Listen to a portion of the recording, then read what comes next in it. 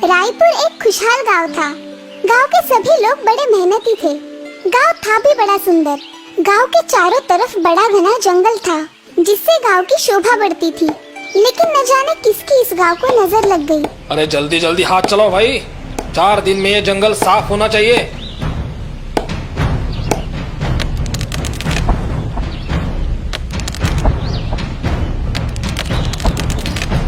उसी जंगल में एक साधु की झोपड़ी थी।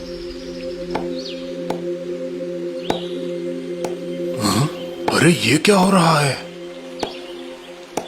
तुम लोग ये पेड़ क्यों काट रहे हो? यहाँ पे अब एक बहुत बड़ा कारखाना खड़ा होने वाला है। कारखाना? कैसा कारखाना?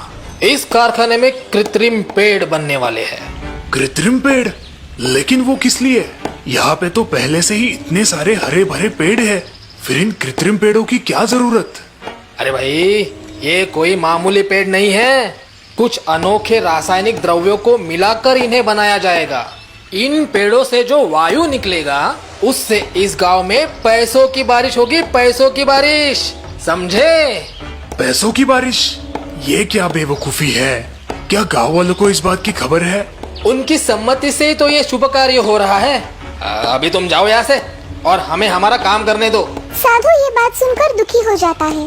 वो गांव में आकर गांव वालों को समझाने की कोशिश करता है, पर कोई भी उसकी बात नहीं सुनता। अरे भाई, आप ठहरे फकीर आदमी, भला आपको पैसों की कीमत कैसे पता चलेगी? जरा सोचिए तो, इस गांव में अब पैसों की बारिश होने वाली है।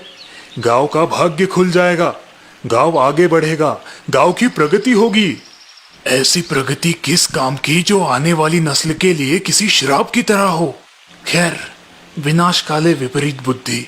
साधु नाराज होकर वो गांव और जंगल छोड़ के चला जाता है। जल्द ही पूरे जंगल को तोड़कर वहाँ पर कारखाना खड़ा किया जाता है।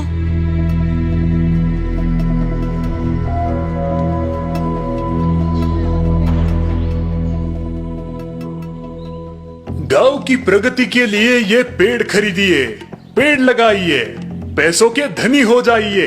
लीजिए लीजिए, कृत्रिम पेड़ लीजिए। वाह, कितना सुंदर पेड़ है। भाई मुझे भी दे दो 2 पेड़।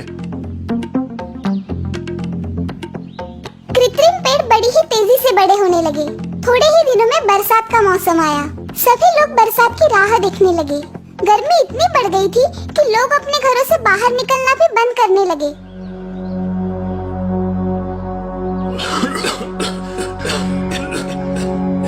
हे भगवान, इस धुएं ने तो जीना हराम कर दिया है।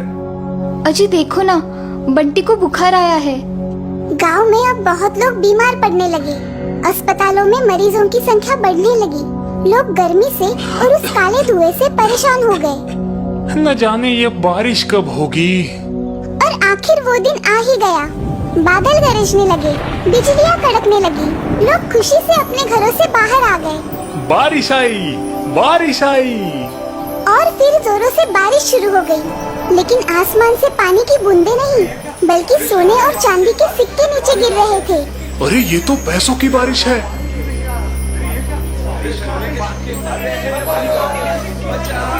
अरे रे, अरे कोई बचाओ। अरे ये बारिश तो सर फोड़ देगी। भागो भागो। लोग अब अपने अपने घरों का आसरा लेने लगे। अब तो भगवान ही बचाए इस बारिश से। पूरी रात भर पैसों की बारिश चालू ही रहती है। सुबह जब बारिश थमती है, सब लोग रास्तों पर निकल आते हैं। वो देखते हैं कि गांव के सारे रास्ते और घरों के छप्पर सोने और चांदी के सिक्कों से ढक गए हैं। माँ, मुझे पानी चाहिए। घर में पानी की एक बूंद भी नहीं है। अब मैं क्या करूँ? सभी लोग पानी के लिए तरसने लगते हैं।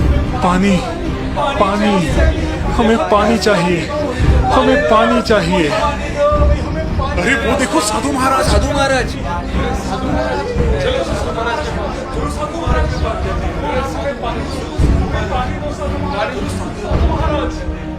पानी, हमें पानी दीजिए, हमें पानी दीजिए साधु बाबा, साधु बाबा, हमें पानी दीजिए।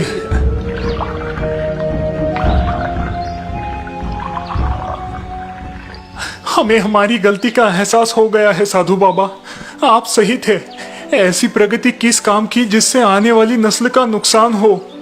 हम पैसों की लालच में अंधे हो गए थे, अब हमारी आंखें खुल गई है। हमारी मति मारी गई थी। हम लालच में ये भूल गए थे कि पानी का मूल्य तो पैसों से भी कई अधिक है। पानी तो जीवन है और आज हमने उसी को खो दिया। शायद अब बड़ी देर हो गई है। किसी भी अच्छे विचार या सोच के लिए कभी देर नहीं होती, बस उसे अमल में लाना जरूरी है। निसर्ग ने अपनी रचना खुद बनाई है, उसे बिगाड़ने का हमें कोई अधिकार नहीं। चलो अपनी गलती सुधारते हैं।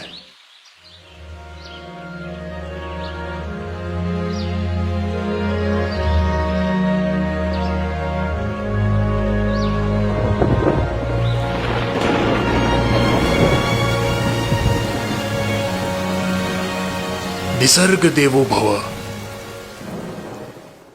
गोपाल नाम का एक किसान था। एक दिन वो अपने खेत में काम कर रहा था। अचानक जमीन में उसे एक सोने का हंडा मिला जो सोने के मोहरों से भरा हुआ था। हाँ? सोने का हंडा? मेरा तो नसीब ही खुल गया। कमला को दिखाऊंगा तो वो खुशी से पागल ही हो जाएगी। लेकिन जैसे ही वो कमला के बारे में सोचने लगता है, वो थोड़ा डर सा जाता है। नहीं नहीं, कमला को इसके बारे में बताया तो वो पूरे गांव में ढिंढोरा पीटने लगेगी। हमारे खेत में सोने का हंडा मिला, हमारे खेत में सोने का हंडा मिला। अरे बाप रे, नहीं नहीं, ऐसा नहीं होना चाहिए। लेकिन मैं कमला से इस बात को छुपाऊंगा कैसे? इतने बड़े घड़े को मैं अकेले तो उठा के नहीं ले जा सकता। कुछ तो उपाय सोचना पड़ेगा। गोपाल ने उस हंडे को फिर से मिट्टी से ढक दिया और उसी बात पर सोचते हुए वो घर पहुंचा। आज बड़े जल्दी घर लौट आए। मुझे जोरों की भूख लगी है, जल्दी से खाना परसो। कमला ने खाना परोसा, लेकिन गोपाल का ध्यान खाने में नहीं था। कमला, मुझे भूख नहीं है, मैं जरा बाजार होके आता हूँ। बड़ी अजीब बात है, अभी तो कह रहे थे कि बड़ी भूख लगी है। तबीयत तो ठीक है ना आपकी? हाँ हाँ, मैं ठीक हूँ। रात को देर हो जाएगी, तुम खाना खा के सो जाना। गोपाल अब बाजार पहुँचता है। वो बाजार में से कुछ मछलियाँ और लाल रंग के 4-5 डिब्बे खरीद लेता है। फिर वो सारा सामान लेके अपने खेतों में पहुँचता है। मुझे अब काम पे लग जाना चाहिए। गोपाल अब उस लाल रंग को पानी में मिला देता है और पूरे खेत में उस रंग की सिंचाई कर देता है। उसके बाद साथ लाई हुई मछलियों को वो खेतों में बिखेर देता है।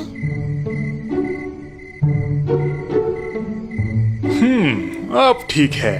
रात को बड़ी देर से वो अपने घर पहुंचता है। अरे ये तो सो गई। कमला, कमला, उठो कमला, तुम्हें कुछ बताना है। अरे जल्दी यहाँ आओ।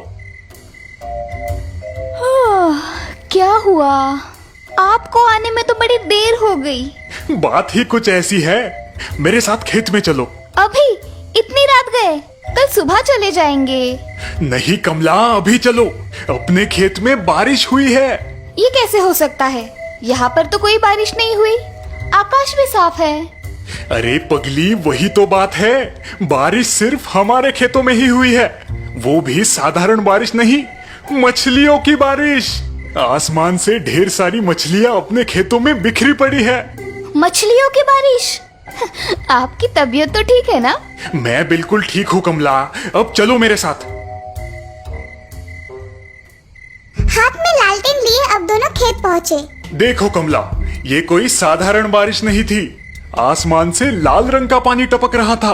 मैंने उस पानी को एक घड़े में भर के रखा है। जब कमला ने खेतों में बिखरी मछलियाँ देखी तो वो हैरान हो गई। खेतों में जगह जगह पर लाल रंग की बूंदें भी नजर आ रही थी। अरे हाँ, यहाँ पर तो ढेर सारी मछलियाँ बिखरी पड़ी है। ये सब कैसे हुआ? ये तो कोई चमत्कार ही लगता है। हम इस पानी से भरे घड़े को घर ले जाते हैं, लेकिन ये बड़े राज की बात है। तुम ये किसी को भी मत बताना। मैं भला किसी को क्यों बताऊंगी? कमला की मदद से गोपाल वो सोने की मोहरों से भरा हुआ हंडा घर ले आता है। दूसरे दिन सुबह कमला के उठने से पहले गोपाल ने वो हंडा घर के आंगन में गाड़ के छुपा दिया। सुबह जब कमला उठी, वो गोपाल के पास आकर उस हंडे के बारे में पूछने लगी। अजय सुनते हो, वो हंडा आपने कहाँ पर रखा है? हंडा? कौन सा हंडा? वही जो कल रात को हम अपने खेतों से लेके आए थे। कमला की ये बात कुछ पड़ोसियों के कानों पर पड़ती है और वो कमला के आसपास जमा होकर उसे उस हंडे के बारे में पूछने लगते हैं। हंडा? कैसा हंडा? क्या आपको कोई सोने का हंडा मिला है? क्या है उस हंडे में? कोई खजाना मिला है क्या? अरे नहीं नहीं, ऐसी कोई बात नहीं है। इसने कल रात कोई सपना देखा होगा। मुझे कोई सपना नहीं पड़ा था। अब झूठ क्यों बोल रहे हो? कल रात को हम खेत में से एक बड़ा सा हंडा लेके आए। कल रात को? हाँ हाँ, कल रात को। पता है, कल रात को हमारे खेतों में बड़ी तेज बारिश हुई थी। लेकिन कल रात को तो यहाँ पर कोई बारिश नहीं हुई। वही तो, बारिश सिर्फ हमारे खेतों में ही हुई थी। और वो भी कोई साधारण बारिश नहीं, आसमान से लाल रंग का पानी बरसा। लाल रंग और का? पता है, ढेर सारी मछलियाँ भी आसमान से टपक कर हमारे खेतों में गिरी। वो घड़ा उसी लाल रंग के पानी से भरा हुआ था। कमला की ये बात सुनकर वहाँ पर जमे सभी लोग हंसने लगे। मछलियों की बारिश? ऐसा भी कभी कुछ हो सकता है भला? ये जरूर पागल हो गई है। बहन, तुमने जरूर कोई सपना देखा होगा। चलो भाई, खाली पीली अपना समय बर्बाद हुआ। मछलियों की बारिश, पागल कही की। अरे रुको जरा, सुनो तो, मैं सच कह रही हूँ। अरे सुनो तो, सच में मछलियों की बारिश हुई थी। अरे आप तो कुछ बोलिए ना। मैंने तो पहले ही कहा था, तुमने कोई सपना देखा होगा। अब जाने भी दो कमला, जल्दी से मुझे नाश्ता दे दो, खेतों में जाने में देरी हो रही है। क्या सच में मैंने कोई सपना देखा है? अपनी पत्नी को पुटपुटाते हुए अंदर जाता देख गोपाल मन ही मन मुस्कुराता है। राज की बात हमेशा राज ही रहनी चाहिए, नहीं तो वो राज क्यों कहलाएगा।